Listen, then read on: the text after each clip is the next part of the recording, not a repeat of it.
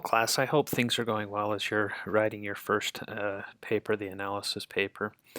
As I've been going through your different summaries, I've noticed um, a few problems that are coming up with some of the summaries. I've offered feedback to several of you, but I also wanted to offer some general feedback to the entire class.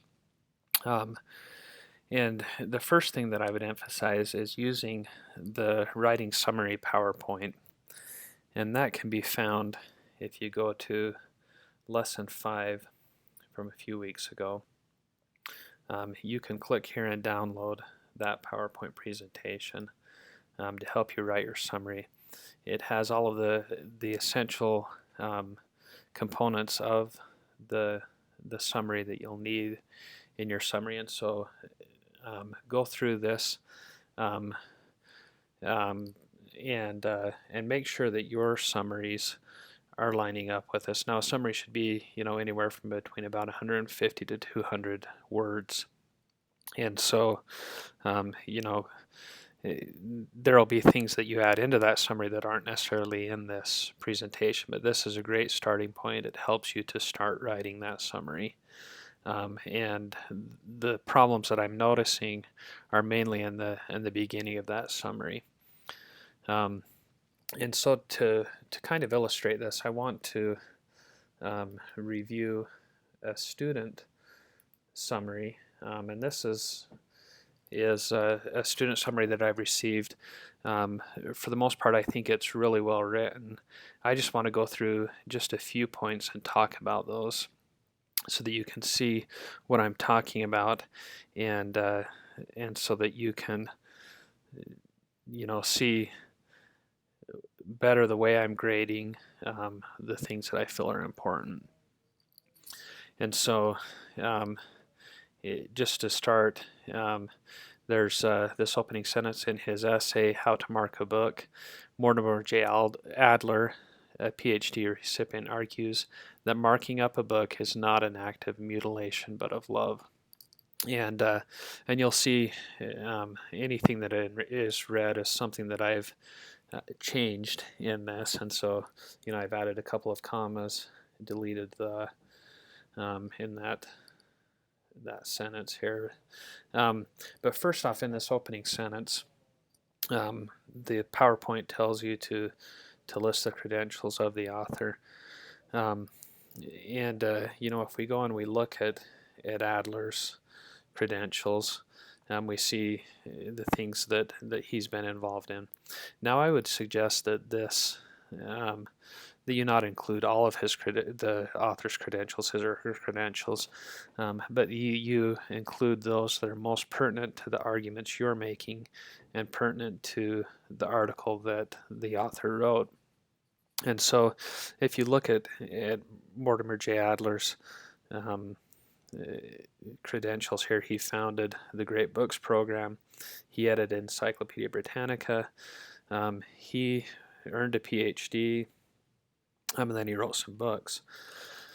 I would suggest you only put one or two of those here, and to me the most outstanding part of him was not that he was a PhD recipient, how many thousands of people, millions of people are, but that he founded, that he founded the Great Books program, and that speaks to the subject he's talking about and the things that are argued in there, or started to argue in this summary. Also, the Encyclopedia Britannica, I could see that having some relevance, and so I would suggest that in this case, the student possibly should have used those credentials to strengthen the case. And then really, I think everything is going well through here. His goal is to persuade readers to write in their tomes as an act of ownership. Additionally, writing in books is a mark of respect to the authors. I think for the most part these are well written sentences. They're flowing well. In addition, marking the text keeps the reader active, thinking, and awake. And I'll create a post later, but but I'm a big proponent of the serial comma, the Oxford comma, whatever you'd like to call it, but always doing a comma before the final item in a list. And then this next sentence is where we have a little bit of trouble. And that comes up, excuse me just one moment, that comes up when you have a discrepancy between the subject of the sentence and the pronoun that's used to describe that subject. In this case, a person is a singular noun, and you're referring to that singular noun with a plural pronoun themselves.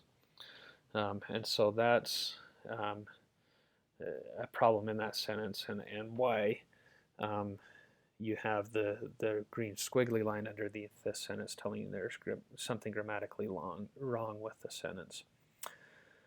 And so, there are several ways that you could fix that to make it work. You could put people here, people who involve themselves, who involve themselves in what they are reading. Again, you've got another plural noun. And then you'd have to change this, of course, to are likely to remember it later. And so that's one way to fix it. You could go the other route and say a person who involves him or herself in what is being read is more likely to remember it later. There are several ways you can fix that, but you need to make certain that your nouns and your pronouns are in agreement in number. If you have a singular pronoun or a singular noun, it should have singular pronouns referring back to it. This can be further enhanced by transcribing thoughts to the margins or even writing between the lines.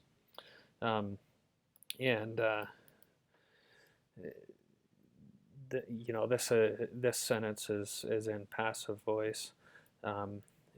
It's not always bad to have passive voice.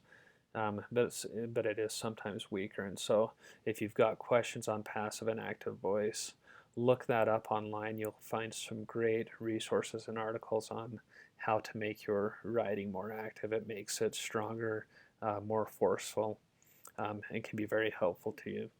Going down, I add an apostrophe here to make that plural. In this sentence, I might suggest possibly taking out naturally. It doesn't add a lot. For example, Adler explains the difference between reading a piece of fiction and reading a great book. It takes time. I highlighted this because it seems to be there's something missing in this sentence. Possibly an idea that hasn't been developed, and right now it doesn't make sense to me as I read that. With light fiction, little effort is required of the mind and body. However, with great books, essential questions must be answered. Deep thinking and concerted efforts are required to capture their import. In short, Adler reasons that active reading is productive and intelligent reading.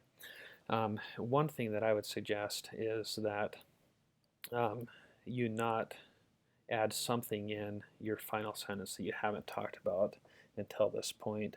And Adler talks about active reading kind of throughout, but I would not add this term that you haven't filled the reader on earlier in the summary. And so, I'd possibly suggest either deleting that sentence or reworking it in some way to have that either introduced earlier in the summary or not use that term. And then the only other comment I have on this is just the citation, and at this point we haven't talked about it, and so anybody who's cited this way, I haven't deducted points or anything, and we'll talk about APA formatting and citation, but you wouldn't use an asterisk and refer to it down here. This information is all correct the way it's cited, but we would use a parenthetical generally in the text for each quote that's used. But otherwise, I think it's a great summary.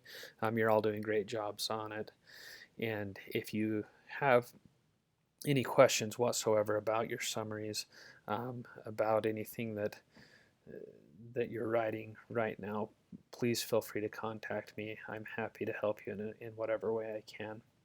All right, thank you.